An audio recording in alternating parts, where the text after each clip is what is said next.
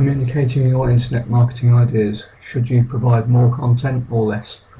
One of the most difficult things to deal with for people like us is getting our heads around content delivery in terms of volume.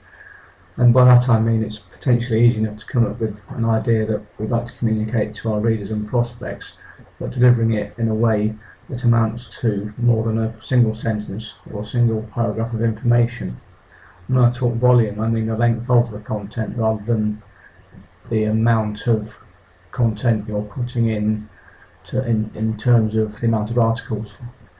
So how do you present or write or present any content that will deliver to someone what you want to say?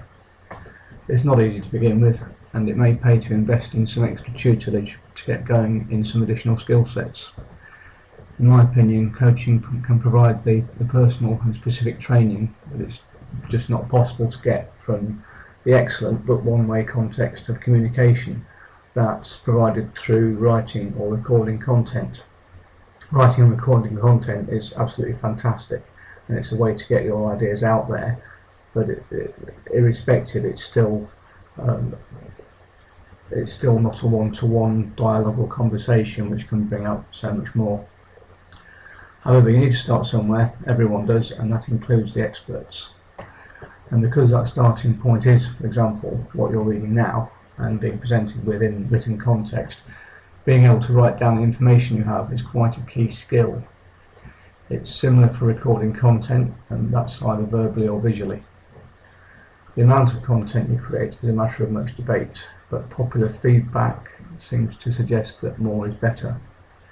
Now, you could, for example, write a 2,000-word article and say nothing, or you could write 250 words and provide a gem of an article that will inspire thousands of people in your niche.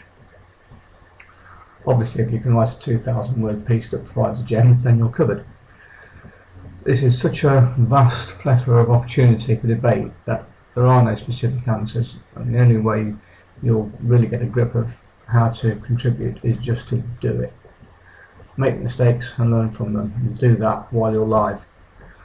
One thing I would say is that when you're contributing to third-party sites, such as article directories or blogs, you must read their rules, their terms and conditions, etc., so that at least you have a fighting chance of playing the game correctly.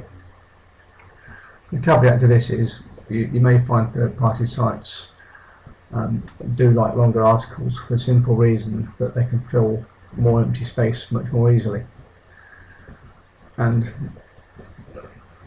the analogy I like to give to this is the one about riding a bicycle. You'll keep falling off it to begin with, but eventually you'll just get on it and get going. And this is the same with either writing or approaching blogs or websites to become a contributor. You'll get a lot of rejections, but that one acceptance is worth all the rejections. For new marketers, it's easy to fall into the trap of spinning, and spinning private label rights contents is a case in point. But this is not an advised path, and I would only suggest rewriting 100%. You can of course use it to practice your writing skills as well. And when I say rewriting it 100%, I don't mean just swapping a few words around and calling it your own. When you use PLR, you should also be using it for research and context, which is the best approach. It's just so easy to follow the spinner option, and I think you've created something original. But the search engines are cleverer than that. They're not stupid. Some marketers earn fortunes by selling article spinning software that rewrites in all sorts of ways, and rewrites in all sorts of ways, but also with just a couple of clicks with your mouse, and it's all done or spun for you. But that's a bit of a dangerous path to believe in, really. You've got to ignore them and leave them alone, because they can't spin to include your personality. The way this material should be used is for subject context and not rewording, and there's a big difference between rewriting and rewording.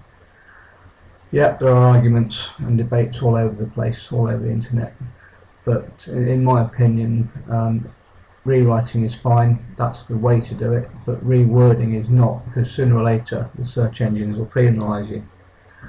The best article spinner is your brain. And to create content of reasonable length, first get into the subject you're reading about. It's a horrible task, but there's no substitute for researching your topic. Think quality and originality, not quantity. When you have an idea, just a single sentence or single word will be perfectly fine. It's highly unlikely that you can't find masses of information about it already published online. And this is to your advantage, not otherwise.